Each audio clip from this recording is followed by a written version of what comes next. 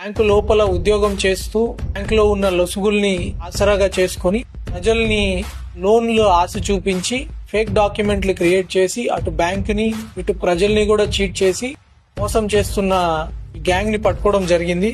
2,50,00,000 రూపాయల వరకు ఇట్లాంటి నకిలీ లోన్లు సృష్టించి బ్యాంక్ ని మోసం చేశారు. ఇప్పుడు వీళ్ళని నమ్మి ఆధార్ కార్డులు ఇచ్చి, పాన్ కార్డులు ఇచ్చి, ఫోటోలు దిగి చాలా మంది కూడా మోసపోయి ఇప్పుడు ఈ క్రిమినల్ కేసుల్లో ఇరుక్కుంటారు. వాళ్ళు కూడా ఏయూ స్మాల్ ఫైనాన్స్ బ్యాంక్ లో బ్రాంచ్ మేనేజర్ చేసేవాడు, మన ఏలూరు బ్రాంచ్.